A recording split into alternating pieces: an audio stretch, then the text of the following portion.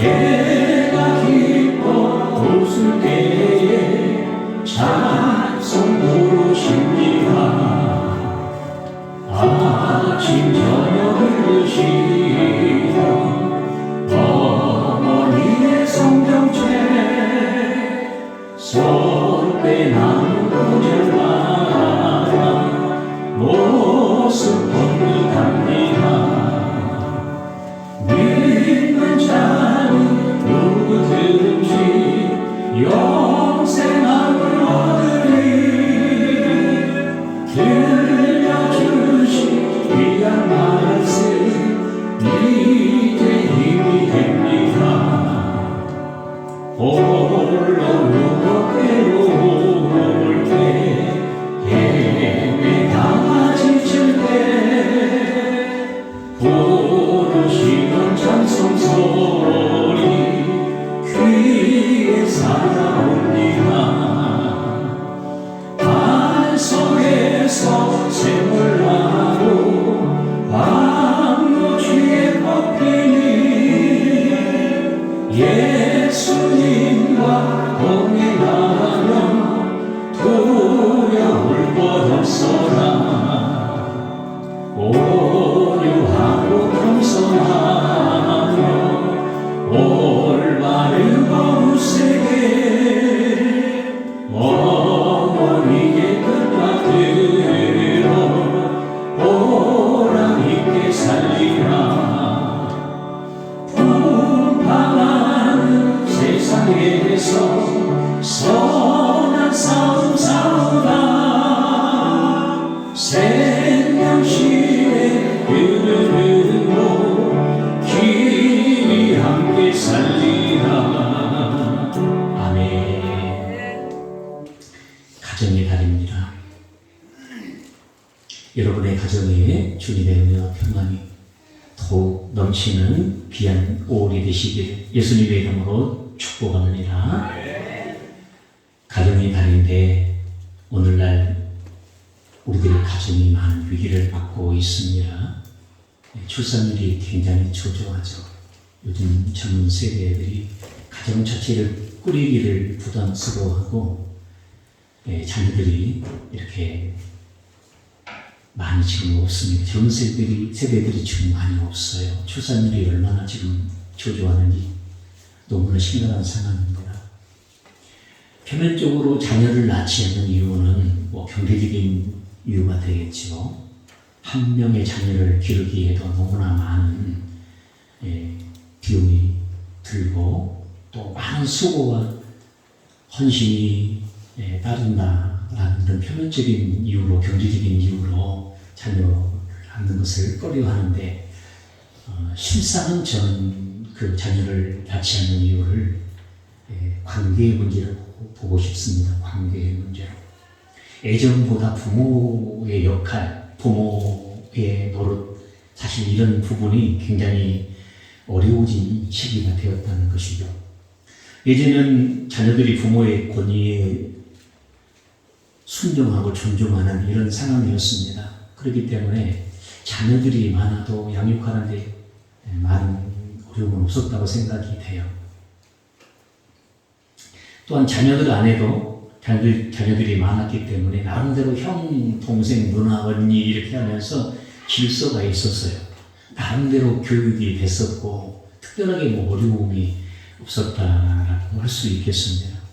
그러나 오늘날은 상황이 많이 달라졌습니다. 자녀가 2명도 아닌 1명인 가정, 그것조차 없는 가정도 있는데 1명인 가정이 늘어났어요. 자녀가 하나이다. 그 말은 훨씬 이전보다 더 귀하게 여기는 존재가 됐다는 거죠. 그래서 부모들이 애지중지하면서 정말로 귀하게 자녀들을 기르는 겁니다. 너무 애지중지하고 귀하게 키워서 그런지 모르겠습니다만 자녀가 장성하여 성인이 되었어도 자녀를 애지중지하고 이제 부모가 그렇게 어렵게 키워놓고도 자녀 눈치를 보는 그런 모습이 있다는 것이죠. 과거에는 그 집의 아버지에 따라서 그 집안의 정서라든지 집안의 분위기가 조금 영향을 미쳤다고 하면 오늘날에는 이 자녀들이 집안의 분위기를 좌우한다고 할 수 있어요. 자녀들의 기분이 좋은가 나쁘냐에 딱 좋은가 나쁜가 여기에 따라서 집안 분위기가 좋을 수도 있고 나쁠 수도 있는 이런 지금 변화가 일어나고 있다는 것이죠. 또 우리 주위에서 부모와 자녀 사이에 갈등을 겪고 자녀로 인해서 부모들이 고충을 겪는 모습들, 자녀들이 부모를 거역하는 모습들을 지켜보면서 자녀를 낳고 양육하는 데에 대한 부담이라든지 두려움이 더욱더 가중되었다고 할 수 있습니다. 성경은 이러한 일들을 다 예언하고 있어요. 이 마지막 때에 되어지는 상황을 말씀하고 있는데 디모데후서 3장 1절 말씀 보겠습니다. 디모데후서 3장 1절입니다.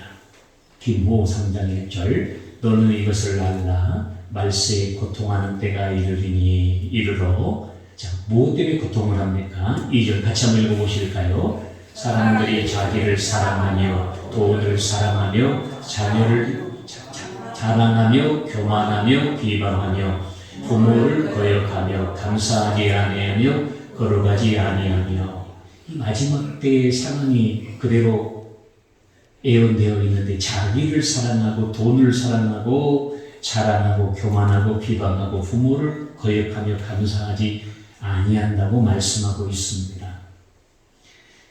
여러분 가정보다 귀한 게 어디 있겠습니까? 신앙을 떠나면 우리가 주님을 제외하면 가장 소중한 사람이 가족이고 자녀라고 할 수 있겠는데 그 가족 이상의 개념이 있다는 것이죠. 자기라는 개념이 또 돈이라는 개념이 어떤 세상의 부귀 영화라는 개념이 사람들의 마음속에 자리 잡으면서 가정에 대한 소중함이 그만큼 약해졌다는 것이죠.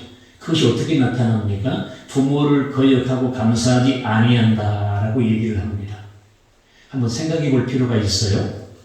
자녀들이 자신들을 양육한 부모를 거역하고 부모에게 감사하지 아니하는데 다른 사람의 말을 순종하고 다른 사람의 말을 잘 이렇게 듣고 그들에게 감사할 수 있을 것인가? 직장에 가서 직장 상사의 말을 고분고분 듣고 받아들이며 순종할 수 있겠는가? 윗사람의 말을 귀 기울여 듣고 겸손하게 귀 기울여 듣고 존중하고 순종할 수 있겠는가 한번 생각해 볼 필요가 있다는 것이죠. 예전에 제가 소개를 했었는데 영화 우리 형이라는 그런 영화를 제가 인상 깊게 보았습니다. 메시지가 거기에 많이 담겨 있더라고요.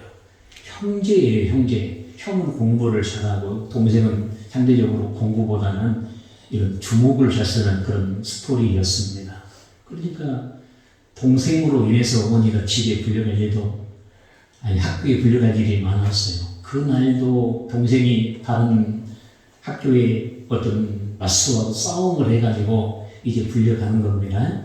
그 어머니가 김혜숙 씨였어요. 신하김하고 원빈하고 김혜숙이 어머니였고 상대 아버지도 이렇게 불려왔어요. 교무실에서 이렇게 옥신각신하는 내용입니다. 얘기하면서 이렇게 아이가 당신 아들이 주먹만 쓸 줄 알고 남의 아들을 이렇게 피해를 주고 폭력을 행사하면 되겠느냐 막 상대 아버지가 쏘아붙이면서 이렇게 얘기합니다. 됐고 더 이상 당신하고 얘기할 거고 애들 아버지 오라고 하소 애들 아버지 오라고 하소 이렇게 김혜숙에게 얘기를 하더라고요. 그러니까 김혜숙이 답변하기를 아버지 없습니다. 애들 아버지 없습니다. 이렇게 답변을 하니까 상대 아버지가 이렇게 얘기를 했습니다. 그러면 그렇지 자식 교육 뻔하고만 이렇게 핀장을 주면서 모욕을 쉽게 말하면 한 것이죠. 그때 옆에서 그것을 듣고 있던 장남인 신하빈이가 원래 공부만 잘했지 다른 것은 못해요. 근데 불끈했나 봐요. 잘못은 우리가 했는데 왜 우리 어머니에게 뭐라고 합니까? 잘못은 우리가 했는데 왜 우리 어머니에게 뭐라고 합니까? 이런 대사였어요. 근데 아들의 그런 대사가 어떻게 보면 김혜숙 입장에서는 굉장히 자기 편을 들어주니까 위로가 되는 든든한 얘기인데 어머니 김혜숙의 반응은 의외였습니다. 자식이 뺨을 때려버리더라고요. 뺨을 딱 때려버리면서 한 대사가 이거였어요. 굉장히 저는 그 대사가 인상 깊었는데, 나이를 콧구멍으로 먹었어도 어른은 어른이다. 그 대사였습니다. 나이를 콧구멍으로 먹었어도 어른은 어른이다. 버릇없이 하지 말라는 그런 내용 아니겠습니까? 과거에는 그런 분위기였어요. 이 영화처럼 어른이라는 이유만으로 존중을 받던 시절이 있었습니다. 윗사람이라는 이유만으로도, 부모라는 이유만으로도 존중을 받고 인정을 받는 시대가 있었어요. 그러나 오늘날은 달라요, 여러분. 어른이 어른다워야 하고 부모가 부모다울 때만 존중을 받고 인정받을 수 있는 시대가 돼버리는 겁니다. 시대가 많이 바뀌었어요. 과거에는 부모의 허물도 있고 가오도 있을 수 있겠죠. 그런 것들이 있으면 집 밖으로 드러내지 아니하고 가정 안에서 해결하는 것이 이게 윤리적인 맞는 태도고 효의 모습이라고 여기던 시절이 있었습니다. 그 오늘날은 달라요. 부모의 허물과 과오가 있으면 부모가 고쳐야 됩니다. 부모가 올바르게 고쳐야 돼요. 자식이 강요할 것이 아니라. 또 부모의 허물과 과오로 인해서 자식이 상처를 입었으면 그 자식의 상처를 더 소중히 여기고 부모가 양보해야 되는 참 그런 시대가 되었다는 것이죠. 여러분 근데 한번 생각을 해보세요. 지금 과거에는 어른으로서 그냥 윗사람으로서 부모로서 존중받는 시대였지만 지금은 어른이 어른다워야 되고 윗사람이 윗사람다워야 되며 부모가 부모다워야 존중하는 시대라고 되었잖아요. 그러니까 얼마나 힘들겠어요. 어른도 부담되고 윗사람도 힘들고 부모도 부모 역할을 해야지 존중을 받는다니까. 예전에는 부모라는 그 타이틀만으로도 인정을 받았는데 얼마나 힘든 시대가 되었습니까? 근데 저와 여러분들이 다 부모이고 윗사람이고 어른의 위치라고도 어떻게 보면 할 수 있는데 어때요? 부모이고 어른이고 윗사람들은 완벽한 존재입니까? 그들도 실수를 하거든요. 실수를 해요. 부모다운 역할과 말과 행동을 항상 잘할 수 있는 존재가 아니라는 것이죠. 넘어질 때가 있고요. 실수할 때가 있고요. 하지 말아야 될 행동과 말을 해버릴 때도 있습니다. 그래도 과거에는 자식된 도리로 그것을 효로 여기며 윤리적인 태도적으로도 부모의 허물을 덮어주고 감싸주고 자신들 안에서 해결을 하려고 하는 이런 모습이 있었다고 그랬죠. 그러나 지금은 그렇지 않아요. 지금은 올바르지 않은 것은 부모가 고쳐나가야 되는 것이고 부모의 실수로 인해서 자녀가 상처를 받았으면 그 자녀의 상처를 더 중요하게 여기는 그런 시대가 되었다는 것이죠. 그런 이런 모습들이 복합적으로 이렇게 사회가 변화되면서 결혼 자체가 부담스럽고 출산율이 이렇게 저하되는 모습으로 흘러가고 있지 않은가 생각이 듭니다. 세상에 종교들이 많이 있는데 효를 강조하는 종교는 우리 기독교가 유일합니다. 효라는 이 개념이 기독교에 들어있죠. 출애굽기 20장 3절부터 17절에 보면 10계명이 나와요. 그 10계명 중 1계명부터 4계명까지가 하나님에 대한 계명이요. 5계명부터 10계명까지가 사람에 대한 계명인데 이 하나님에 대한 계명 중에 사람과의 관계성 속에서 우리가 해야 될 마땅한 윤리와 법도 이런 계명에서 첫 번째 5계명이 뭐냐? 내 부모를 공경하라. 이 부모님에 대한 효가 나와요. 효. 내 부모를 공경하라.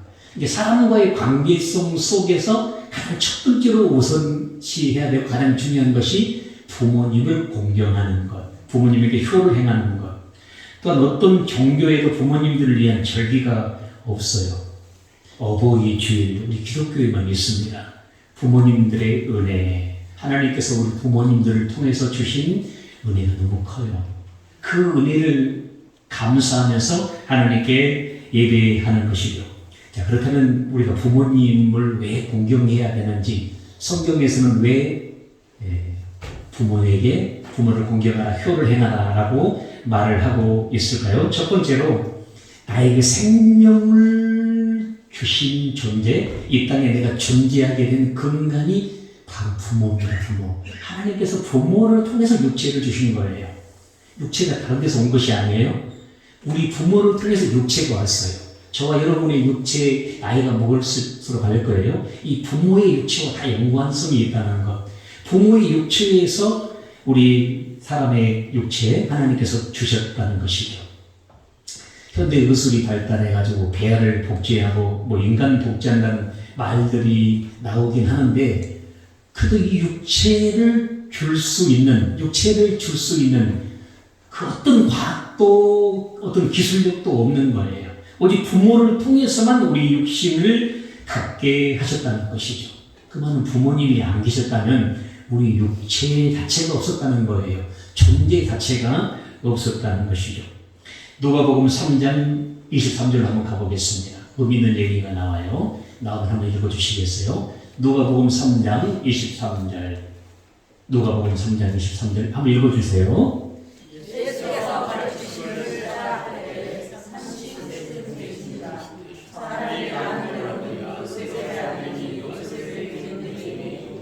잘 보세요. 예수님이 나오시죠. 그러면 예수님의 육신의 가계도 족보를 지금 소개하고 있는 장면이 누가복음이에요. 예수님이 계시고 예수님 위로는 요셉의 아들이니, 육신의 부모는 요셉이다 그 말이죠.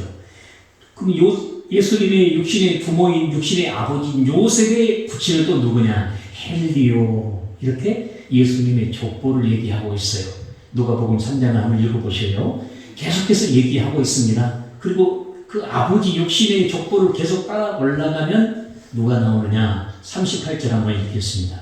38절 다 같이 한번 읽어보시겠습니다. 시작. 그 위로는 에노스요, 그 위는 셋이요, 그 위는 아담이요, 그 위는 하나님이시니라. 놀랍지 않아요, 여러분? 예수님의 육신의 족보를 따라 올라가도 요셉과 헬리 또 그 위로 계속 올라가면 하나님이 나온다는 것이죠. 이 무엇을 얘기하고 있습니까? 육신의 부모를 계속해서 따라 올라가면 우리는 그거를 성경을 통해서 알고 있잖아요. 이 육신의 부모를 따라 올라가면 하나님이 나와요. 이 육신의 부모는 하나님과 연결되는 통로라 그 말입니다. 그래서 하나님을 만난 자는 육신의 부모를 소중히 여길 수밖에 없는 거예요. 연관성이 있기 때문에, 거기에서 왔기 때문에. 또 우리 부모에게 효를 해야 될 중요한 이유가 무엇입니까? 우리 사도행전 2장 17절 말씀 보겠습니다. 사도행전 2장 17절.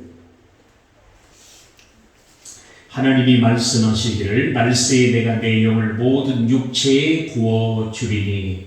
저는 이 말씀을 여러분에게 몇 번 말씀을 드렸는데, 우리 하나님의 영인 성령을 어디에 부어준다고 말씀하고 있습니까? 우리의 육체에 부어준다고 얘기하고 있어요. 여러분, 성령이 임하신다는 것은 하나님과 함께하게 된다는 거거든요.